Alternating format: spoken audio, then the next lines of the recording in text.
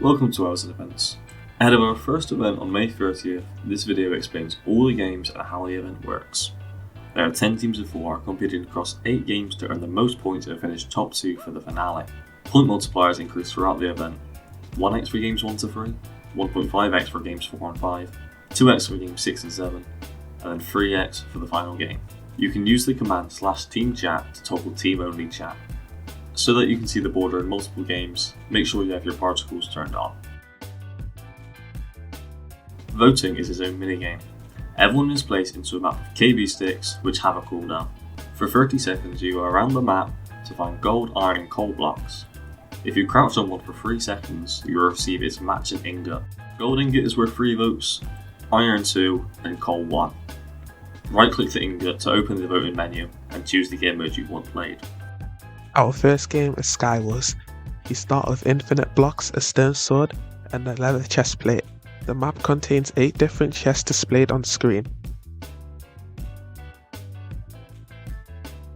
The Skywars border is made of particles, meaning you can still fight, heal, and place blocks outside of it, but the further you go, the more damage you take. There is also a wide border that becomes important later in the round. Scoring is 10 points for survival, 120 for a kill, and 350 for winning over 3 rounds and 4 minutes. Our next game is Rover, a round-robin PvP game where you face every team once.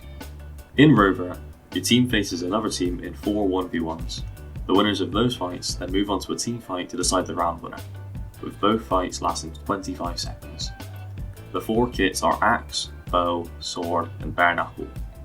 You earn 100 points for winning the round, 40 for a draw, 60 for a kill, and 2 points for every heart of damage you deal. The last PvP game is Gladiators, an FFA kit PvP game where you play 5 rounds each of 2 minutes. You choose from 5 kits: Medic, Juggernaut, Paladin, Utility, and Speedster, shown on screen. The last 3 rounds have modifiers, round 3 having Siphon, where dealing damage heals you, round 4 having Lifesteal, where kills give you a heart, round 5 having upgrades, where you get enchantments on a kill. You get 6 points for survival, 40 for a kill, 150 for a win, and each round you get damage points shared from a pool of 1600. As the border shrinks, you start to lose hearts. Our fourth game is Boating Raceway, where you'll race boats along an ice track. It starts with a qualifying lap, where you'll try to set a fast lap which will determine your starting position for the actual 3-lap race, where you'll get points for each placement as shown on screen now. There is no collision, but because of that, players are invisible, with name tags showing that position on a slight delay. Next is Movement Labyrinth, a minigame where you speedrun 10 different maps featuring different movement types, like Elytra, Parkour, and Trident. The first 9 rounds, you get 1 minute and unlimited attempts to set your fastest time, and at the end of the round, you get points based on how your time compares to other players. You get 160 points for first, and 4 points less for each placement. In the last round, your whole team bridge as a group to try and be the first to the gold blocks. First team gets 110 points, decreasing by 10 each placement. Our last movement game is Blitz Runners, a fast-paced parkour game where you follow a long map of parkour while a border chases you. If the border moves in front of you, you start to lose health and will eventually die. You get 10 points for survival, 150 for a win, and 2 points per second of border you survive. Then there's Speed Builders, where you need to complete a build faster than other people over 10 unique 1-minute rounds. You can fly around the build to make it easier. The points for each placement is displayed on screen for both individual placements and team placements that you get once your whole team finishes the build. Our last game is Party Games, a mixture of 5 smaller games. It starts with Spleef, where mining 4 blocks gets you a snowball. You get 8 points for survival, 32 for a kill, and 100 for a win. The second minigame is Gold Rush Battle, an underground PvP game where you'll need to mine certain ores for certain times and kill other players. Redstone ore gives you a utility item, breaking diamond and iron ore will give you a gear of each respective material.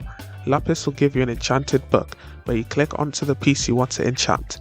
And then lastly, gold ore rewards you with 10 points. You also get 4 points for survival, 50 for a kill, and 100 for winning. The next minigame is Half Heart Race, where you will have to traverse a course while only being on half a heart.